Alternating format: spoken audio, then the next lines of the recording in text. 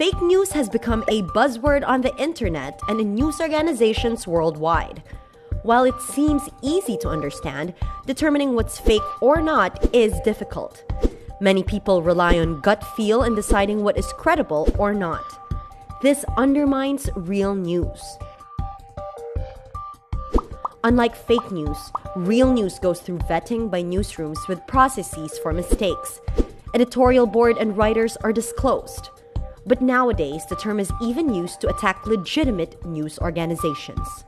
In some cases, it comes from people accused of being in the center of disinformation campaigns. First Draft's Claire Wardle says the term fake news does not describe the complexity of misinformation and disinformation.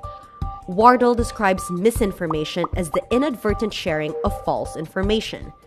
Disinformation as the deliberate creation and sharing of information known to be false.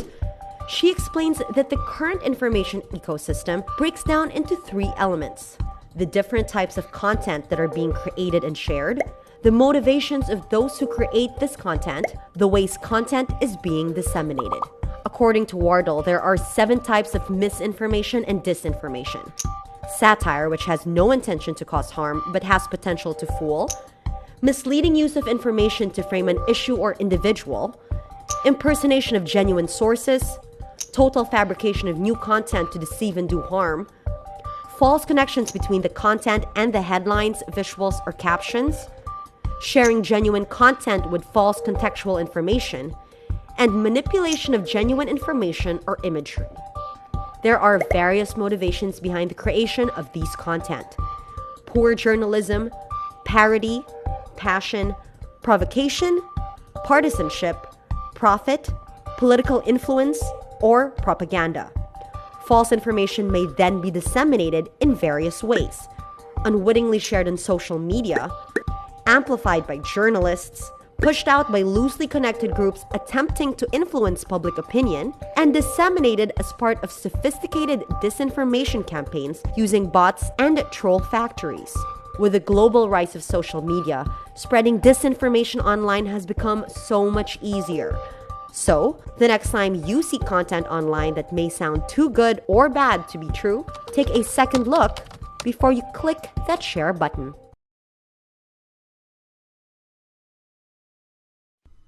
What's up guys, so today I was looking at the top 100 most subscribed channels, and the thing I noticed is that there have actually not been a lot of new popular channels entering the list. First of all, hashtag music is YouTube's cheap way of being number 1 on their own site, because I guess it'd be pretty awkward if they weren't, right? But anyways, I think this is because of the content ID system that YouTube has implemented a couple of years ago.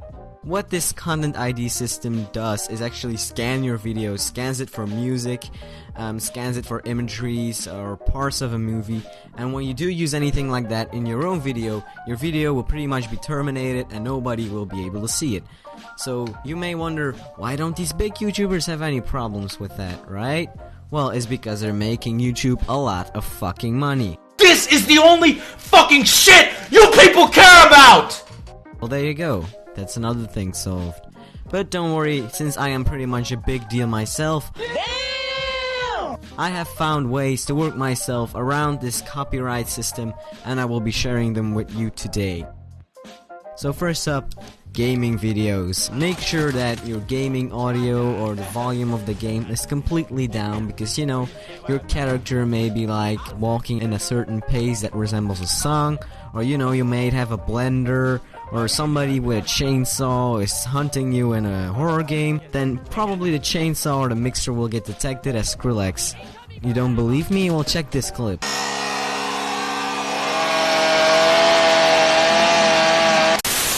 Yeah, that about says it, doesn't it? So, moving on, don't have a face cam. Or if you do, be very careful with it. Because, you know, your mom might walk in wearing some 80s band shirt or something like that, and Content ID will see the image and you will get a copyright strike. Also, you should probably not have any commentary as I am doing right now, because if you talk with such elegant grace as myself, with such a beautiful voice, you know, it may sound like somebody is singing. So just turn that off to make sure. Maybe you should just turn off the gameplay as well, because Content ID will recognize the game. So, well, here you have it. The beautiful settings that will always work when making gaming videos. So go out there and make a beautiful channel and beat PewDiePie or whatever it is you want to do. Next up, vlogging videos. Now you should be fine because it is really hard to get copyright strikes on vlogging videos. If you don't know what vlogging videos are, it's pretty much these sorts of videos where people are just moaning on about their boring ass lives. Fucking idiots, why do they even do that?